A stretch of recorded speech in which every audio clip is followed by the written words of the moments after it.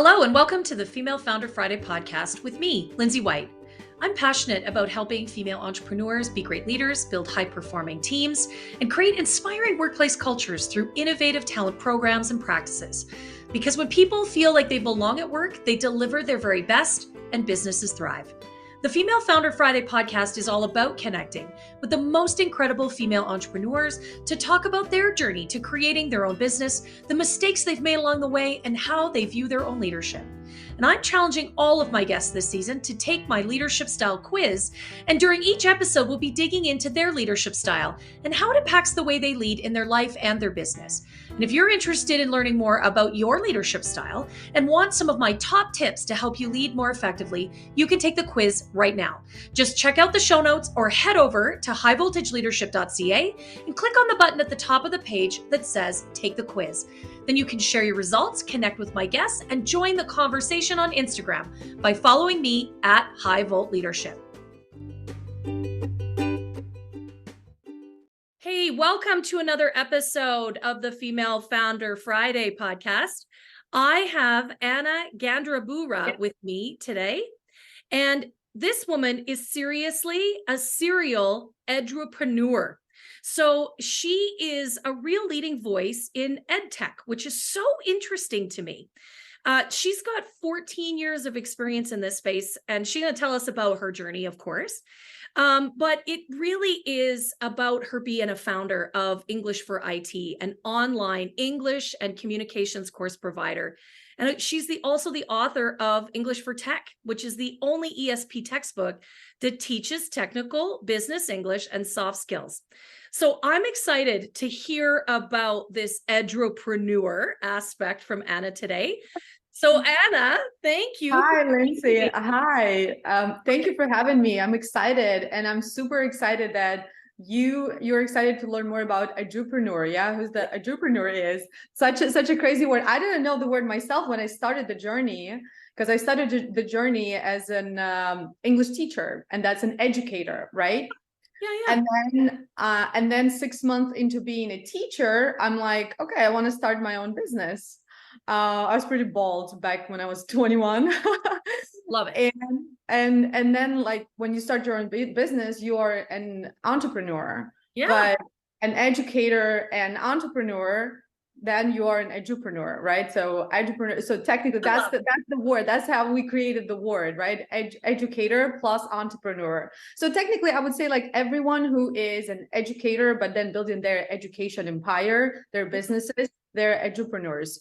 And I really think that this is like a thing, and like I think, like, right now, because of the internet and all this online education becoming so popular during COVID, I feel like there are a lot of people who turned into edupreneurs, right? They were educators, and then they were like, okay, I can now start my online business, like teaching something online, creating a course online, or even building a school online. So yeah, so I'm excited. So I'm excited about these people, and to be honest, I really like to share my story, because every time I hope that someone's going to hear my story and they're going to be like, oh my God, I can create a side hustle, for example, or I can build the next big thing in my life, just like I did, when you said how I started it all. I just started as an English teacher back in Ukraine. This is where I'm from a beautiful city of Odessa on the Black Sea. I started my small school teaching English to everyone. It was like offline. And I literally started my school with $300 in my pocket. I love it. Well, I mean, honestly, I might not even need this money because, well, I did everything myself. I was a teacher, I was a marketer, I was an administrator, I was like a student support. I was like every single person I needed to be. Yeah. But I think this is what every entrepreneur has to do in the first place. And I believe that if you think that, okay, I'm going to start business and I'm going to like hire all these people and they're going to do things for me, Probably not. I mean, it depends. It depends. I'm talking about small business, right? I'm talking about when you start from scratch. Of course, like if we're talking about getting funded and things like that, that's a little bit different story. But like when you're trying to bootstrap, this is what I did. Yeah. Yeah, you kind of have to be jack of all trades and master of every, you know? Yeah. It's Yeah. totally So true, right? You are, as they say, the cheap cook and bottle washer. And I yeah. do, okay, so tell me if you think this is true. Like in my business, I felt like it was important that I wanted to learn about marketing, social media, branding. I don't need to be an expert. I now am at a place where I have experts, but I wanted to know how it worked. I wanted to know how my accounting system worked. Again, got to the point where now I'm just actually probably causing more problems than I'm solving. So have an expert. But like I really deeply wanted to know all those aspects of my business. Did you feel the same way at first? Absolutely, absolutely. And not only that, I think this is like first, I think the biggest feature that unites all entrepreneurs is curiosity, right? Like Yeah. we are genuinely curious people, and that's why we want to be entrepreneurs. We want to like learn, we want to learn everything, right? And the thing is that's like you said, you genuinely want to learn something just to understand how things work. But also think about for business, how are you going to hire a marketer or an HR person if you have no idea what this job is about? If you have no idea what kind of KPIs you have to come up with for this role, you know? And I think that you're right. I totally agree with you. You don't have to be an expert, but you have to know enough so that you understand how this role works and like what responsibilities this person will have in your company in particular, so that you can hire the best talent later, so Yeah. that you can evaluate their work, so you can give them tasks and and things like that. That is why it's really important. But it's really also important to remember not to go down this rabbit hole when you like start learning everything and you like being a perfectionist, because like this is a lot of entrepreneurs, especially female entrepreneurs are. Yeah, it's Yeah, true. we can't stop until it's perfect, and that's kind of like stumbling block on the way to actually build something, because like you're like never happy. You're like always think that this is more, there is something else you can do to make it better, perfect, and things like that. So we really, like female entrepreneurs, like we really have to be careful with this perfectionism there. So when we talk about learning skills, like developing this entrepreneur skill set, it's really important to stop. And early in my career, I attended one of the workshops and seminars for business people, and it was about delegating. And always like well, delegation also is hard because you want things perfect, so you'd rather do them yourself. Yeah. And I got a really interesting piece of advice. They said, if you are 70% happy with how they delivered your task that you delegated, it's amazing. It's like 100% you did this. Yeah. And I'm like, oh my God, this is perfect.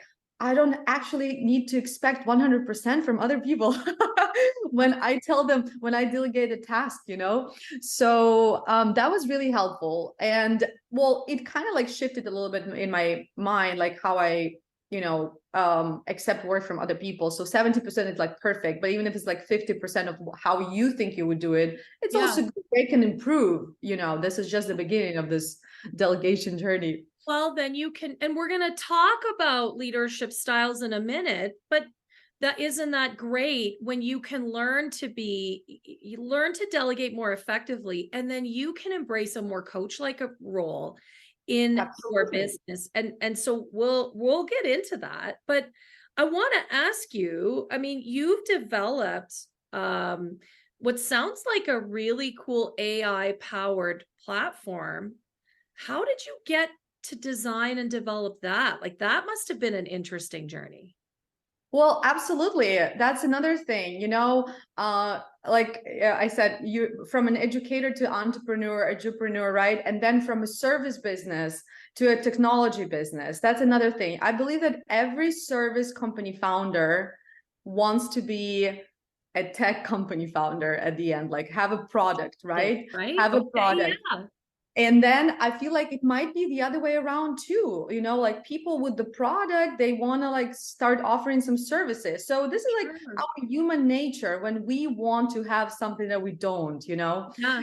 And I started off as a service company, like we didn't have any tech Right. behind it. And I always wanted to have something, you know, behind it. And of course, in EdTech space, like there's so much technology, there's Oh, online school, one-on-one coaching, tutoring, you know, yeah. iTalki, this thing, you know, many things.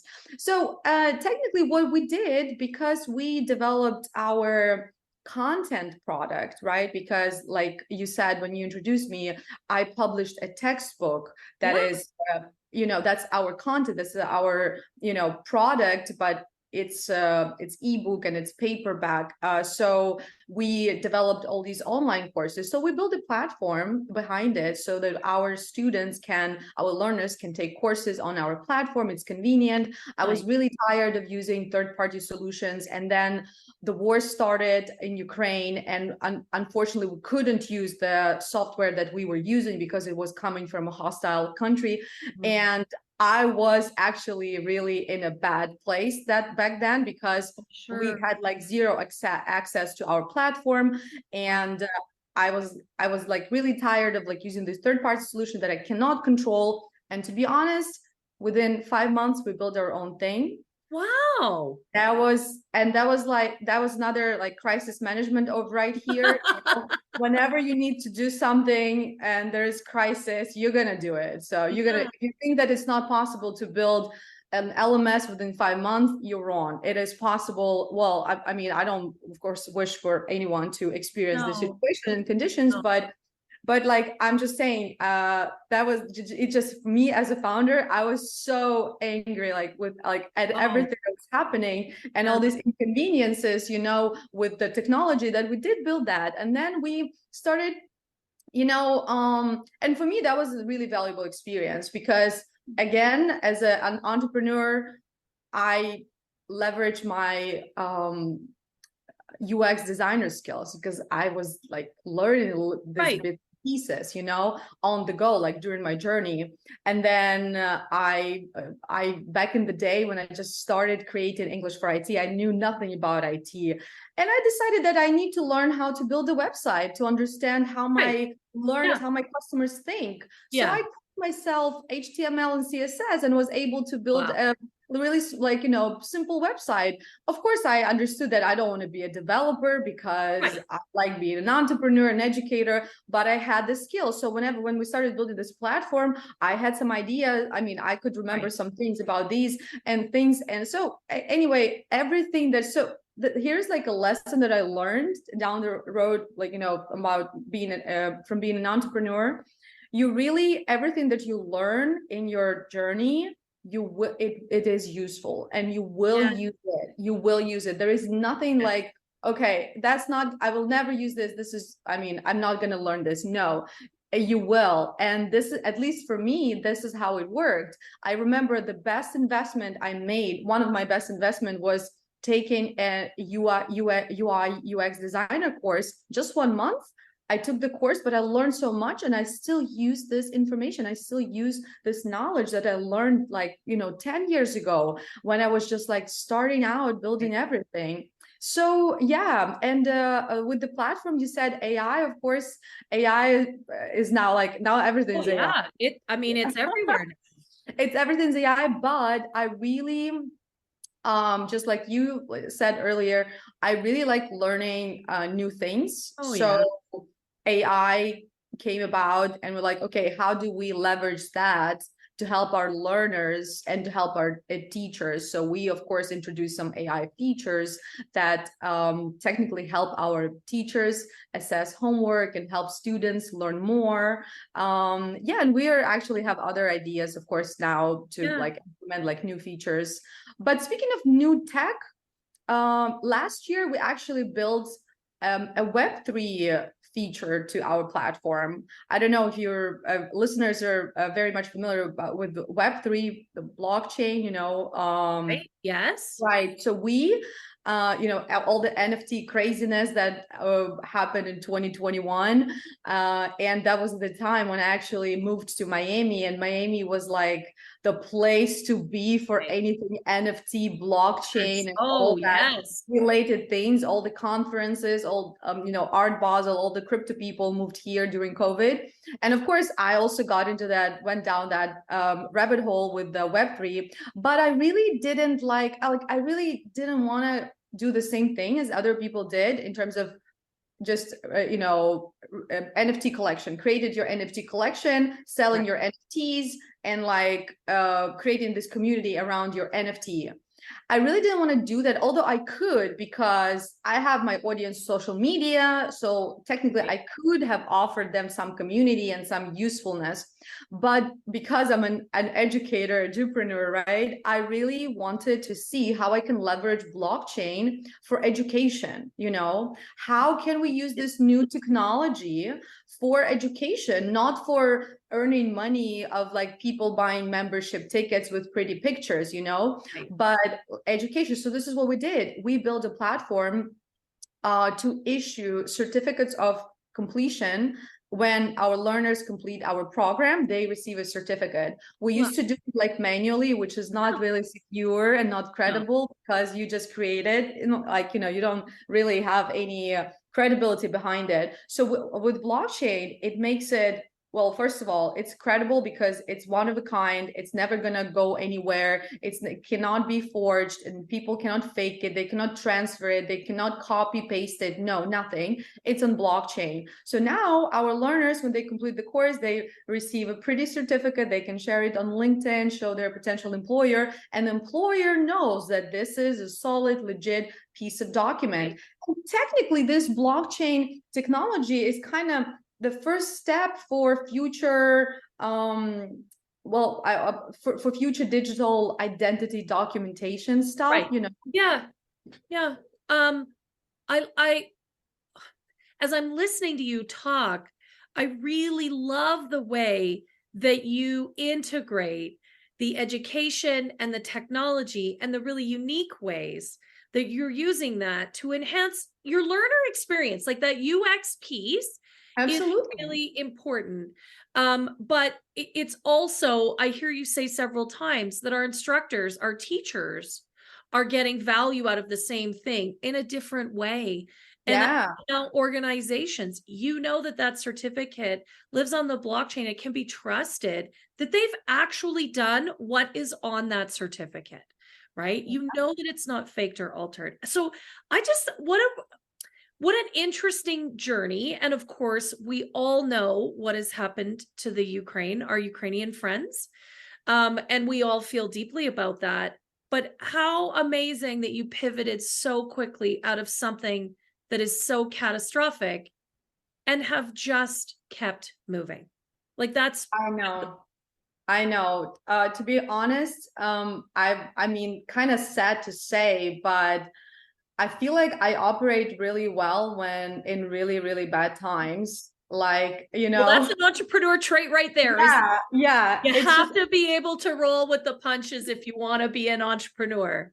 Exactly. And I feel like if, to people who are listening to this right now and maybe going through some, hard time in their business or career, or I don't know, even life, honestly, I feel like this is such a great opportunity to grow, because looking back at my journey, I can say that all these growth moments happened when it was really on the low. For example, my company, we did 4x when COVID hit.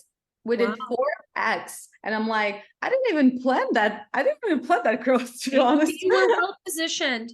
I mean, I think that's the other part, is you were incredibly well positioned because everybody started to live their lives online, and they needed training and education online. But you know what? Before that, all my business was offline. That was this thing. Interesting. We were only offline, and we were not even we were trying some steps towards online, but it was kind of slow because we had this cozy office and all the team was there. So it was different. But when we were I gave up office really quickly, like I said, in other decisions, I made it I didn't wait for good news. So like I gave up the office really quickly, not to pay the rent. And yeah, and we transform again everything like for a month. And so that's another thing for an entrepreneur.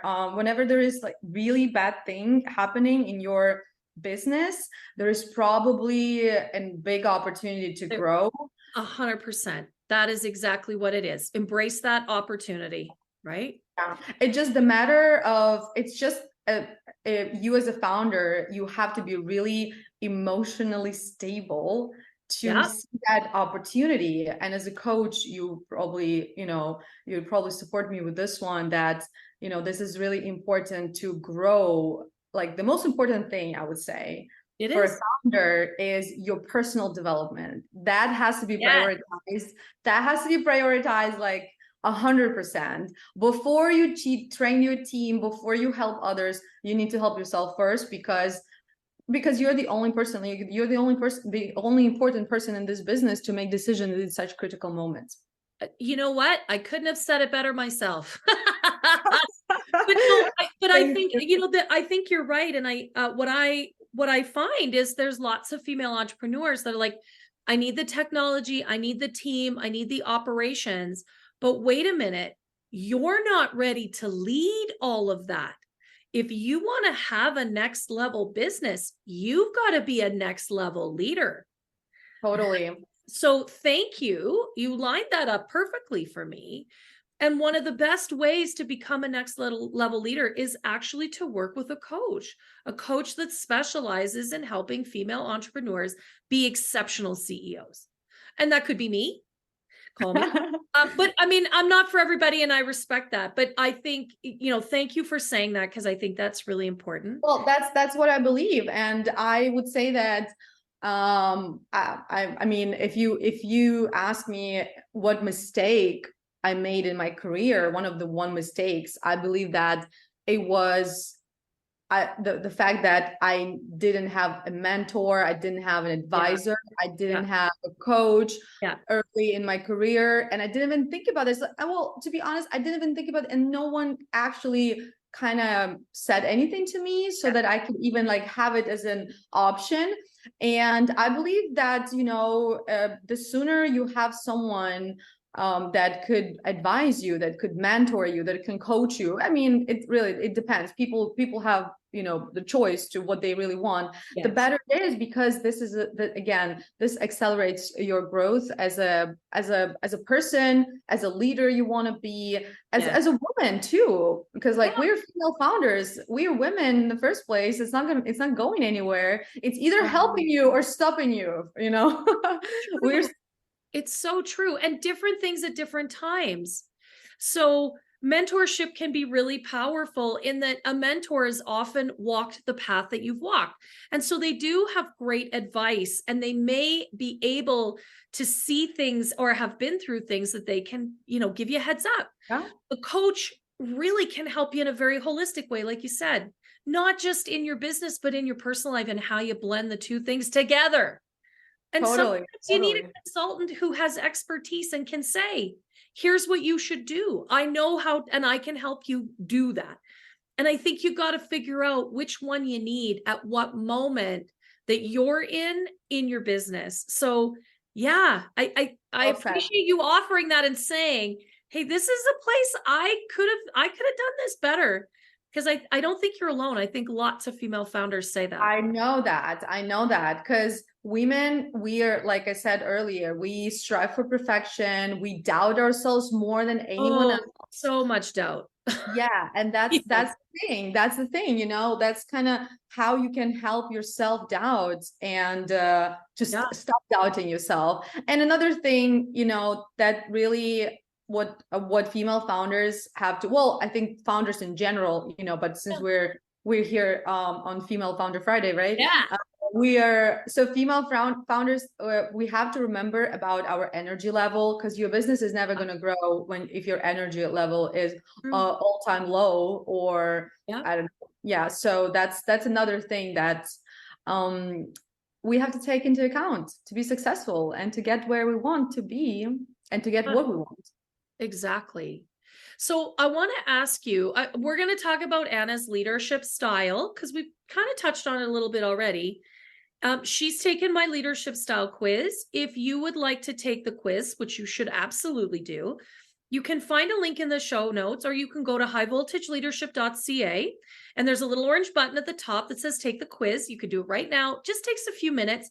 And what it's going to tell you, I'm going to send you a report about your leadership style and how you lead most effectively. And I'm going to send you some leadership tips too. So tell us, Anna, what's your leadership style? What did you get out of that report? I want to say, can you guess? But then there's not enough context. I love it. Yeah, well, I mean, if people have already taken taken their test and they're listening to this, they may have a mental guess, and now I'm gonna yes. Just to test your intuition. I'm a supportive type. Yeah, that sounds about right to me. Oh, how come? What made you think I was a supportive type? Well, so actually this is a cool exercise. So what I hear just from speaking to you in this short time is I hear someone who can lead really effectively, who can set a vision, who can get others motivated. And you talked about learning to delegate. And when we learn to delegate, we have to become a supportive leader, because the delegation doesn't work effectively if we aren't supporting other people in delivering the work we've delegated, right? So that really all fits together in sort of what you've talked about here. Now, this is a situational leadership model. So we can be any one of the four things. We can be we can be directive. I want this done on this date this way. We can be coach-like, right? So where we ask a lot of questions and we probe and get curious. We can be supportive. We can be delegative. We can do all of those things at different times. But clearly, supportive is your dominant style. That's the place you default to.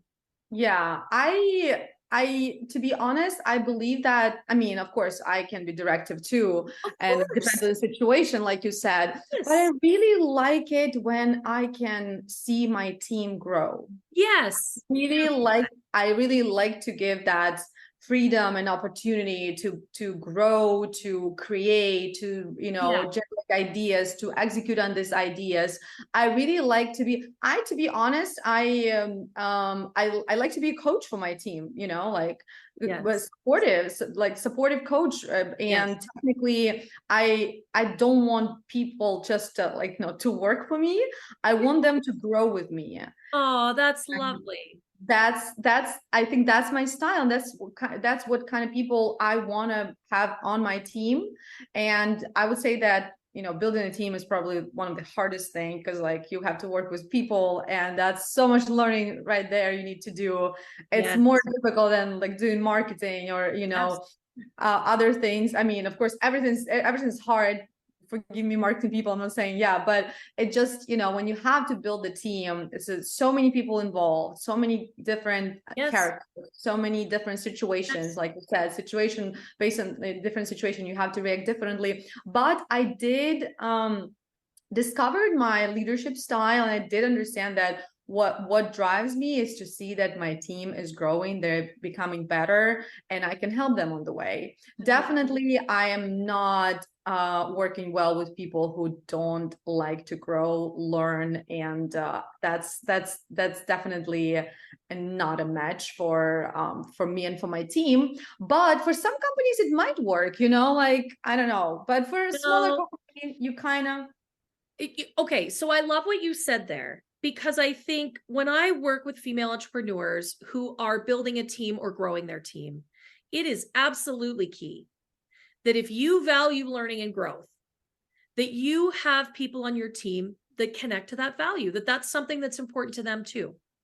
Because if you don't, they really won't fit very well in your organization. You will struggle to lead them, and they will struggle to keep up. So no, I think you nailed it. Right? When I work with organizations and they say, we need to add talent, we need this job, we need this skill set, I immediately say, that's great. We can find that. Let's find the person who's going to fit and has that skill set. That's where we miss, and why we struggle with our recruitment and retention is because we actually don't get to the heart of the human. Who is the person? We can always find the graphic designer. That part, you can find that skill set anywhere. Let's find the graphic designer that really desires to learn and grow, that they are forward thinking and moving all the time. That's when you get magical, talented people in your business. So I love that you pointed that out. After all, you know, it's about soft skills first, than hard skills, because like you said, you can find a talented graphic designer, but are they going to have necessary soft skill set, you know? And that's why when I started English for IT, we started off as just a language learning provider, right? But then we developed a whole bunch of curriculum around soft skills, around communication skills, around cross-cultural communication. That's like our most popular, because the world is, you know, the globalization and all the outsourcing work that is being done. Companies, big companies, small companies, they want us to connect, to unite their team across cultures, because your English might be great, but like as a Ukrainian, I'm really straightforward with my negative feedback. As an American, for example, you're gonna think I'm unprofessional if I tell you you made a mistake, like pointing my finger. Well, I'm not gonna point fingers, but like that's what we say. Like we don't sugarcoat it. I mean, sugarcoat it, right? We don't say I think there is a mistake. What could we do about this? That's a perfect American way to talk about a mistake. We're not gonna do that. We're just gonna say, you made a mistake, can you fix this now? That's what we're gonna say, and that nobody's gonna get salty, you know. But that's an important thing, that you need to find that person who understands that, okay, I can work well, I can be a great designer, but like I need to learn cross-cultural differences to understand my colleagues from across the ocean. I need to be a better leader, because I might lead a team of another, you know, 2 or 3 graphic designers. So yeah, so it's like I said, people are not born with these skills, might not be born, right? But they can definitely develop. So, but you know, working with tech people, there are a lot of people, they are brilliant professionals, they are amazing builders, they are amazing engineers. However, there are people who don't understand the importance of this soft skills development and, you know, people skills. Let's call them people skills, right? People skills development. They're like, I'm writing code, this is what I need to do. And you know what, I've seen it in practice many times, when companies pick less talented, I mean hard skills wise person, than this, like, you know, genius, because that person can fit in with the team and can be a good team player, and then they can grow as with their people skills. So definitely that's I think that would definitely help people in their careers, if they understand this importance. And also for employers, that will also help them with attrition and, you know, with like talent shortages, and be like more specific what they really want to have, and what kind of person, what kind of talent they want to have on their team. It is, you're absolutely right. It's often, particularly in small businesses, because we don't have the money, the budget for HR support on a regular basis. And so we think about, I need to hire this. I need this skill set. I need this level of experience. This is what they need to be able to deliver. And that is fantastic. But it's when we work with an expert consultant that they can help us identify. It's not just, as you said, the hard skills. It really is the people skills. What are their values? Do they align with your organization? What are their practices? What principles do they believe in? How do they communicate, right? All of those things are just as important. So I love that that's something that you've really embraced in your organization as it's grown and changed and shifted. Thank you. So cool. Thank you. Yeah, that's a work in progress always.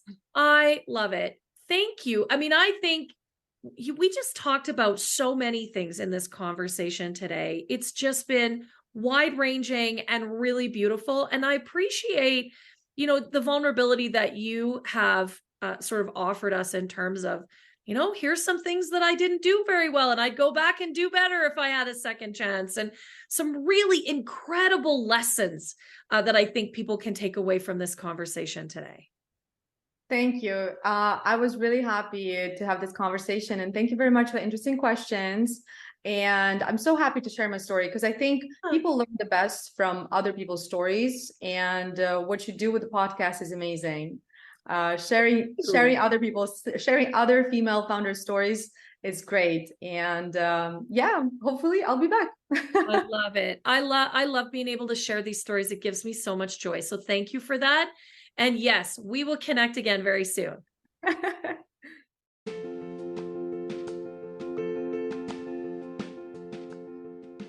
Well, thank you so much for tuning in today. I sure hope you enjoyed listening as much as I did hosting this conversation. And if you did enjoy today's episode, would you do me a favor? Would you give the episode a 5-star review and share it with all of your friends? I would really appreciate that. I've got a goal to impact 1,000 female founders, and with your help, we can really amplify this message. Thanks again for being a part of the show, and don't forget to connect with me and all of my guests on Instagram at High Volt Leadership. We'll see you next Friday.